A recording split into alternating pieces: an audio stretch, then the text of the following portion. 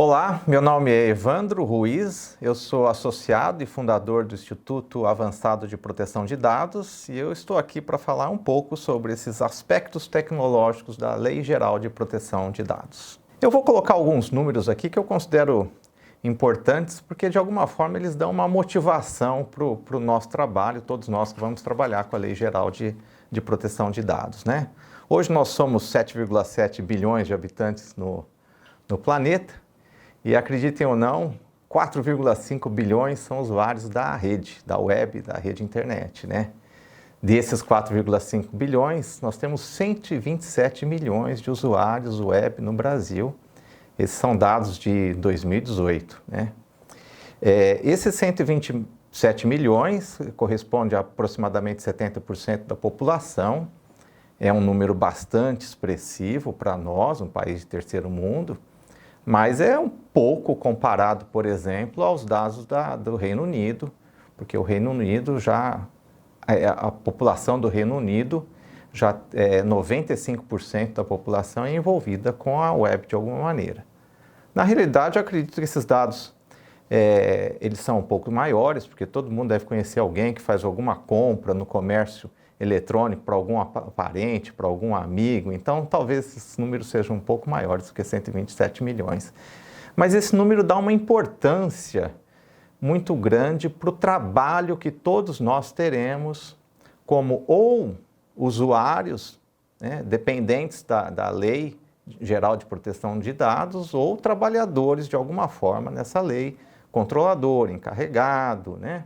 O DPO, que a gente chama, né, o operador de dados, né?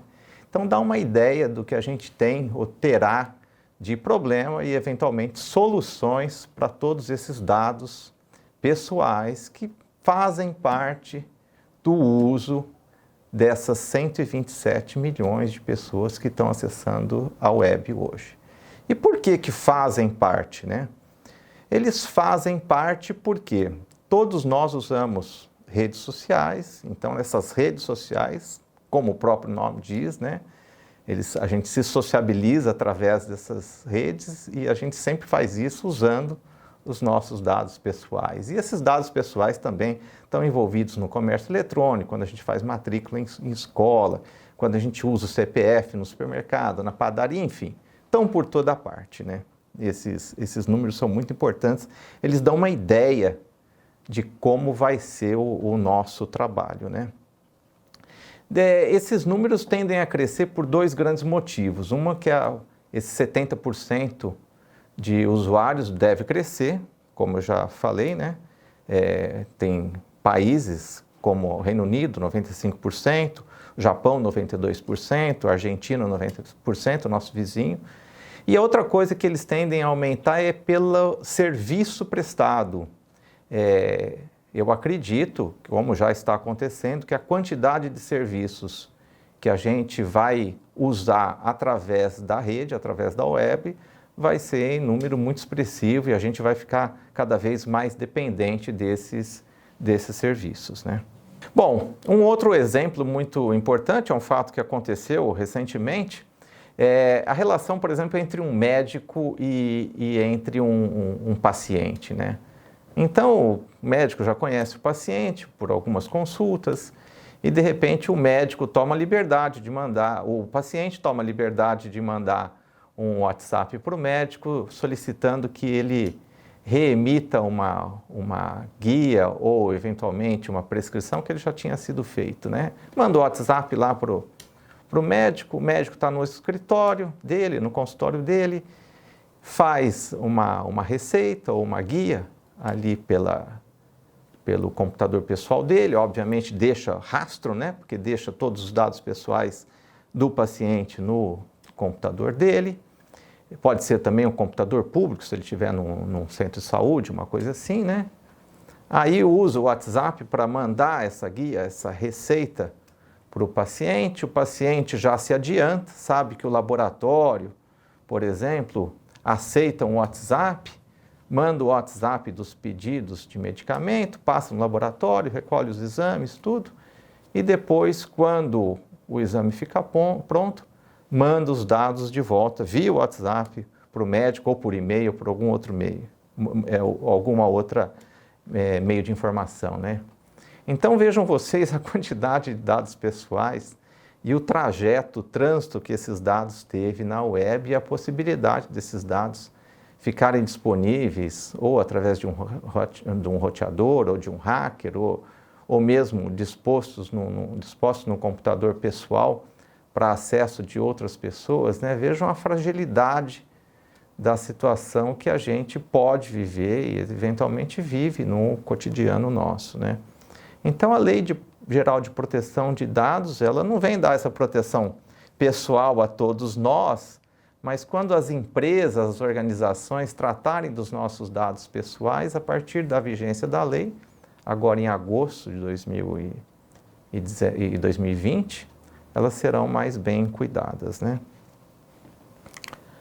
Bom, nós no IAPD, no Instituto Avançado de Proteção de Dados, acreditamos que o conhecimento tecnológico é fundamental para a ampla aplicação da lei e para o amplo conhecimento da lei, né? Então, a Lei Geral de Proteção de Dados, ela envolve os dados pessoais, que são os mais sensíveis, né? Em 3 ou 4 grandes etapas, como eu coloquei nesse slide aqui, né? A forma como a gente recebe os dados, né? Ou seja, de onde esses dados vêm, a forma como eles são armazenados, quem acessa esses dados e como esses dados percorrem o sistema computacional da empresa e, eventualmente, até sistemas computacionais de empresas correlatas com quem eles têm relações, né? Como esses dados são transmitidos, eventualmente, até entre filiais de outros países, né? Como eles são compartilhados, porque pode haver compartilhamento de dados, como eu mencionei agora, entre empresas e organizações. E, finalmente, como eles são descartados, né? Então, são todos esses aspectos que a gente pretende tratar o conhecimento básico de tecnologia aliado à Lei Geral de Proteção de Dados, né? Bom, eu gostaria de comentar também 2 outros casos que são bastante emblemáticos e servem para a gente entender a dimensão de como os dados pessoais podem ser vazados, né? Um é o caso da Netflix, que aconteceu em 2006. Na época, a Netflix era uma provedora de DVD, a gente assistia os vídeos por DVD via correio, né?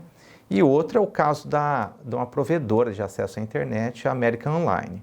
Os 2 casos aconteceram em 2006, né?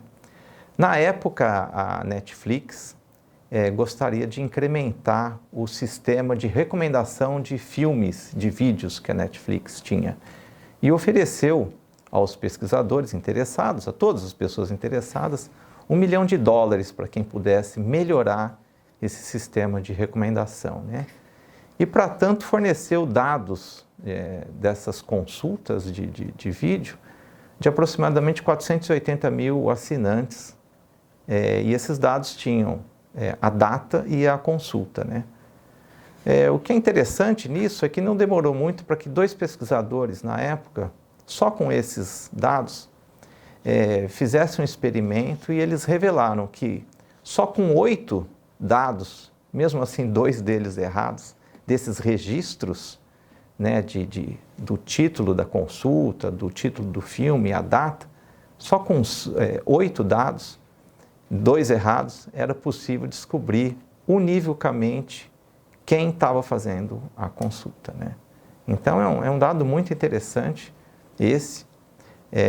O caso final acabou em acordo, né, da Netflix com os usuários que se julgaram prejudicados, mas vejam vocês que era um número impressionante de buscas, né? E mesmo assim, com poucas buscas, foi possível identificar as pessoas que estavam acessando os dados no momento, né? O outro caso muito interessante é o caso da American Online, né? Foi no mesmo ano. Essa, então, provedora de acesso à internet lançou um conteúdo de 20 milhões de termos de busca que foram usados por 650 mil usuários do serviço American Online, né?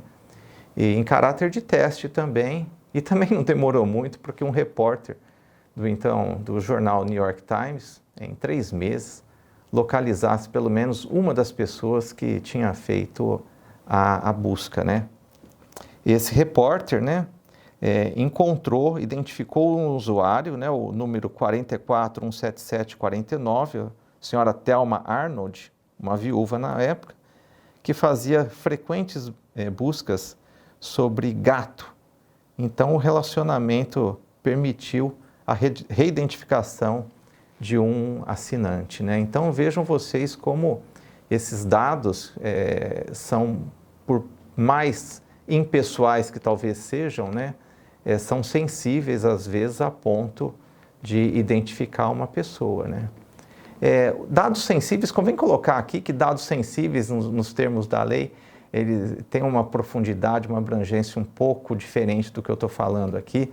Aqui eu estou falando, usando o termo de dado sensível, como a facilidade que a gente tem de reidentificar uma pessoa que, por hora, ou por vez, só usou a rede para um termo de busca ou um termo de conveniência, aparentemente sem ser identificado, né? Mas o dado foi tão fino, tão sutil, que permitiu a reidentificação da pessoa, né? Bom, eu lembro também que a gente vai cobrir alguns aspectos interessantes na aquisição dos dados, né? Hoje a gente percebe que tem muito meio de aquisição de dados, e meios às vezes um pouco discutíveis, né? Recentemente a gente, por exemplo, teve o aspecto do reconhecimento facial nas câmaras, através das câmaras do metrô da cidade de São Paulo, que é um tema que rendeu bastante discussão, né?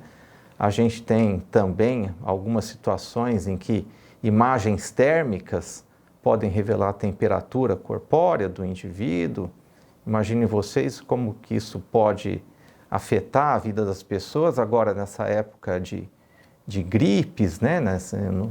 Pode ser no começo do inverno ou não, esse coronavírus, a gripe aviária, né? Como as pessoas poderiam se sentir incomodadas em verem a sua temperatura, por exemplo, vista, né, pelos olhos da câmera, né? Então, muitos desses pequenos dados que às vezes a gente não acha que são importantes, a gente muitas vezes não se dá conta como que um adversário, aqui o adversário no sentido da pessoa que quer se furtar dos seus dados, como aquele dado pode logo se transformar, por exemplo, numa informação, né? Pensem vocês num CEP. O dado do CEP pode ser uma coisa assim muito, né, pouco reveladora, né?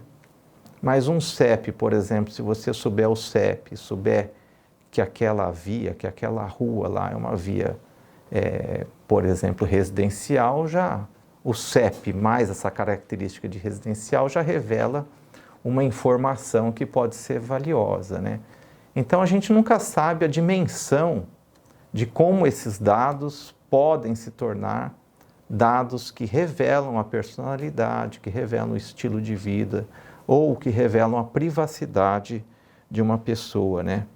Uma coisa muito importante nos dados, quando a gente fala do armazenamento dos dados, da coleta dos dados, que a gente vai também mencionar no curso, são os dados legados, né? Hoje toda organização, toda empresa tem uma série de dados que ele já adquiriu no passado e que pretende usar eventualmente no futuro, né?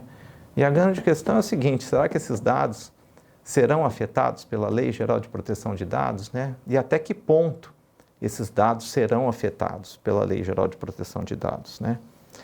Dentro desses conceitos, um conceito muito importante que a gente vai abordar também, que está sendo muito abordado na Europa hoje, é o conceito de conjunto mínimo, né? Minimização de dados. Como a gente pode minimizar a quantidade de dados para que eles tenham o efeito desejado na nossa organização, mas que não corra tanto o risco de serem revelados e revelarem a privacidade das pessoas, né? Um aspecto muito importante, talvez muito técnico, que a gente vai comentar e vai abordar no nosso curso, é o aspecto do armazenamento dos dados, porque ali mora a parte sensível de todo o sistema de gerenciamento de dados pessoais, né? Enfim, quais são os dados que a gente armazena, quem acessa esses dados, e a gente tem que pensar no acesso interno na empresa por outros sistemas, outros usuários, e eventualmente como esses dados podem ser vazados, acesso externo, né? Então nós vamos ter que explicar com carinho, mas com atenção também, porque o público é bem amplo, o conceito de banco de dados relacional, o conceito de UML, o SQL, tabelas, relacionamentos, chaves primárias. Eu vou explicando um pouco do que são esses conceitos, né? No fundo, todos os dados que são armazenados numa empresa vão para um banco de dados. E esse banco de dados, uma das formas mais tradicionais, é o banco de dados relacional. E o que é isso, banco de dados relacional? No fundo, a gente quer dizer que é um banco de dados formado por tabelas com dados, e essas tabelas, de alguma forma ou de outra, têm um relacionamento. Muitas vezes esses bancos de dados, eles são produzidos assim, num esquema chamado Unified Modeling Language, que é esse UML, e são pesquisados através de uma linguagem que a gente chama Structured Query Language, que é a SQL, né? Aí temos os conceitos de chave primária, chave estrangeira, que são as chaves de acesso a essas várias tabelas, né? Então, são importantes esses conceitos, e eu gostaria aqui de dar um exemplo muito claro. Imaginemos que a gente esteja conversando com um operador de uma determinada organização e que ele solte a seguinte frase, por exemplo: usamos um banco de dados armazenado num cloud da empresa X, protegido por um firewall e que usa um sistema RAID 5. Os dados estão em duas bases distintas. A primeira contém os dados de identificação e a segunda base tem apenas uma tabela hash que aponta para a primeira base. A tabela hash é criptografada em 128 bits e todo esse arsenal garante a privacidade dos dados e a sua segurança. Pois é, parece uma linguagem muito técnica e muito específica, mas é assim que um operador de dados vai conversar com o controlador, ou vai conversar com o DPO, porque é a linguagem de conhecimento dele, né? E a grande pergunta é a seguinte: estamos preparados para entender essa linguagem? Ou para reconhecer que ele está fazendo um armazenamento, um tratamento adequado, segundo a Lei Geral de Proteção de Dados? Então, a gente não pretende ir tão longe no ponto de saber todas essas questões técnicas, mas a gente pretende sim deixar as pessoas que estão assistindo esse vídeo capacitadas a entender e a identificar e ter uma resposta para esse tipo de afirmação. E eu já adianto que a resposta é não, não são. Isso não é um bom tipo de armazenamento de dados que garante a proteção dos dados pessoais e a privacidade dos dados que as pessoas que eventualmente estão listadas ali, né? Bem, como nós estamos falando de segurança, um ponto muito importante que nós vamos destacar nesse curso são as ISOs. E aqui no Brasil, como no mundo inteiro, a gente tem duas ISOs muito importantes, que são a ISO 27001 e a 27002, né? A primeira ISO trata de como fazer um sistema, como colocar essas práticas de proteção de dados, como implementar essas práticas de proteção de dados num sistema de gestão de segurança de dados, né? Então, é um conjunto de normas que, eventualmente, tem que ser implementadas, e essa ISO trata de como fazer essa implementação, né? Esse conjunto de normas a gente tem que entender e tem que saber, tem que entender se essa tradução das normas para o ambiente técnico está sendo feita corretamente, né? A outra ISO, que é a 27002, é um código de prática sobre o controle e aplicação desse sistema de gestão de informação e segurança da empresa, né? Essa ISO também a gente vai comentar, e ela funciona como um guia de implementação, como um guia de operacionalização uma ISO da outra, né? Também não vamos deixar escapar esse conceito de criptografia, né? Criptografia, a função da ICP Brasil, da infraestrutura de chave pública e chave privada que nós temos no Brasil, né? Vamos abordar esses conceitos de PIN e de PUC, né? O Personal Identification Number e o Personal Unlock Number, como que essas coisas funcionam, né? Será que, por exemplo, se todos nós tivéssemos esses tokens de assinatura eletrônica, muitos advogados usam, muitos médicos usam, né, para assinar os documentos, será que se todos nós tivéssemos, por exemplo, um cartãozinho desse para usar as redes sociais, usar o WhatsApp, a gente se identificaria, a assinatura dos nossos WhatsApps, a gente estaria trabalhando num ambiente completamente seguro, onde as nossas informações não sairiam do ar, né? Qual que é a relação entre criptografia, privacidade, segurança e proteção de dados, né? Existe essa relação, né? Então isso vai ser tratado no curso. Eu já adianto que não, né? Não adianta todo mundo ter um cartãozinho desse, que a gente poderia estar aberto ao roubo de dados ainda, né? Mas eles têm uma função muito importante na troca de informação segura e na certificação de que a pessoa que está usando o cartão possa ser a pessoa realmente de fato, né? Outro conceito, dois conceitos, um mencionado na lei, que é o de anonimização, né? Que é a transformação dos nossos dados para dificultar uma identificação, uma reidentificação através de outro agente, que é a anonimização. Nós vamos tratar. E também vamos tratar de pseudonimização, né? Esse é um tópico, ora controverso, porque é uma forma de anonimização que não está contemplada na Lei Geral de Proteção de Dados, mas ao mesmo tempo ela está contemplada na lei europeia, na General Data Protection Rules, né? Então, acredito eu que em algum momento ou outro a Agência Nacional de Proteção de Dados vai expedir alguma normatização sobre isso, mas a gente tem que adiantar e tem que formar as pessoas do nosso curso sobre esses aspectos de anonimização e desanonimização, né? Vamos comentar que existem vários métodos de anonimização, os métodos baseados, por exemplo, na adição de ruídos e os que a gente chama métodos aleatórios também, e os métodos de generalização, né? Métodos de anonimização como privacidade diferencial, K-anonimização, L-anonimização, enfim, existem vários métodos desse tipo que a gente vai comentar e vai comentar quais são os métodos mais indicados, os possíveis, né? Quais dessas metodologias têm esse aspecto de razoabilidade perante a lei, né? Não menos importante, mas também a gente vai comentar sobre Privacy by Design e Privacy by Default, que são essas abordagens novas de construção de privacidade de dados desde o princípio do modelo da criação do sistema de gerenciamento de dados pessoais, né? E para isso a gente vai voltar um pouco e vai estudar aquelas práticas razoáveis de proteção de dados, que são chamadas também das FIPS, Fair Information Practices, né, que são práticas de gerenciamento de dados pessoais que remetem ao começo, aos primórdios das leis de proteção de dados, inclusive influenciaram a lei europeia, que influenciou a nossa lei, né?